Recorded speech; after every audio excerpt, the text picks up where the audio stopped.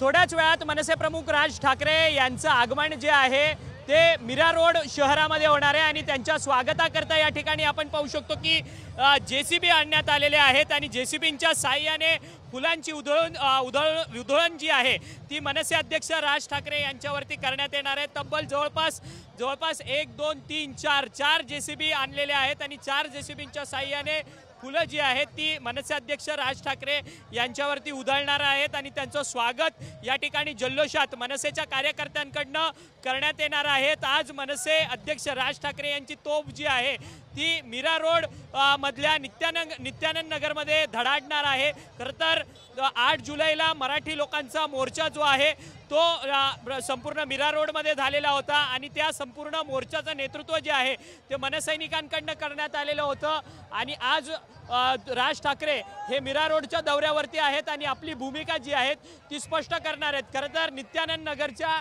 याच सगळ्या जोधपूर स्वीट्सच्या दुकानावरतून वादंग निर्माण झालेला होता।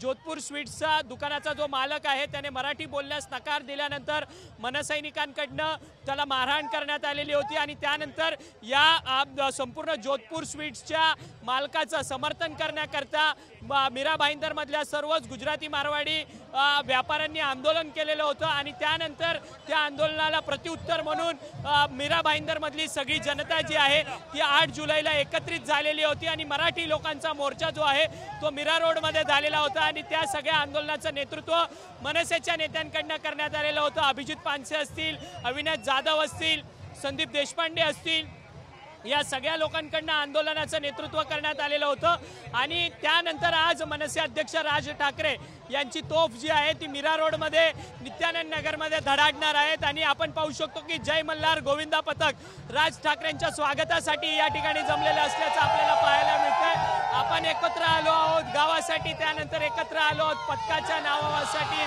आणि चला आता एकत्र येऊया अशा पद्धतीचा एक सूर जो आहे तो या लोकांकडनं होताना सध्या आपल्याला पाहायला मिळतोय आणि संपूर्ण एक वेगळा जल्लोष जो आहे तो या सगळ्या कार्यकर्त्यांचा आपल्याला या ठिकाणी पाहायला मिळतोय आणि आपण या सगळ्या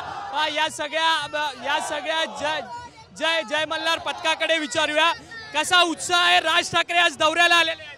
राजसाहेबांनी मराठी भाषेसाठी आणि दहीहंडी सणासाठी जी मदत सर्व पथकांना केलेली आहे तर सर्व महाराष्ट्रवासी त्यांचे आभार व्यक्त करण्यासाठी नेहमीच तयार असतात। पण जेव्हा मीरा भाईंदर शहरामध्ये मराठी भाषेचा मुद्दा जेव्हा झाला होता तेव्हा सर्व मनसैनिकांनी आणि मीरा भाईंदरच्या सर्व रहिवाशांनी मराठी भाषेसाठी जे समर्थन दिले त्याबद्दल राजसाहेब या ठिकाणी आभार व्यक्त करण्यासाठी येत आहेत। तर राजसाहेब मीरा भाईंदरमध्ये येत आहेत तर दहीहंडी सण आणि मराठी भाषा यासाठी आम्ही त्यांचा आभार व्यक्त करतोय। खरं तर आभार व्यक्त करण्याकरता हे सर्व जय मल्हार गोविंदा पथक या ठिकाणी जमलेलं असल्याचं पाहायला मिळतंय आणि दोन्ही ठिकाणी जेसीबी लागलेले आपल्याला पाहायला मिळत आहेत। जेसीबींवरती सर्व मनसैनिक जे आहेत ते चढलेले आहेत आणि आपल्या पक्षाचे अध्यक्ष असलेले मनसेचे अध्यक्ष त्यांच्या पक्षाचे अध्यक्ष राज ठाकरे यांचा ताफा थोड्याच वेळात मीरा भाईंदरमधल्या या नित्यानंद नगरमध्ये पोहोचणार आहेत आणि त्यांच्या स्वागतासाठीची संपूर्ण जय्यत तयारी जी आहे ती मनसेच्या कार्यकर्त्यांकडनं या ठिकाणी केलेली असल्याचं पाहायला मिळतंय।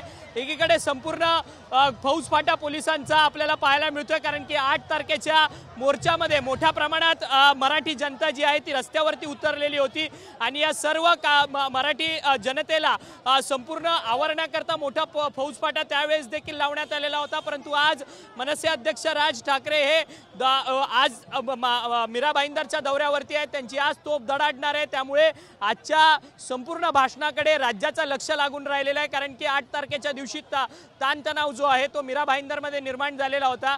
त्यामुळे आज राज ठाकरे आपली अधिकृतरित्या भूमिका जी आहे ती मीरा भाईंदरच्या संदर्भात आज या संपूर्ण सभेमध्ये मांडणार आहेत। त्यामुळे आजच्या भाषणामध्ये राज ठाकरे कोणाला नक्की टार्गेट करतील हे देखील पाहणं तितकंच महत्त्वाचं ठरणार आहे। व्हिडिओ जर्नलिस्ट सिद्धेश नाईकसह अक्षय मंकणी, TV9 मराठी, मीरा भाईंदर।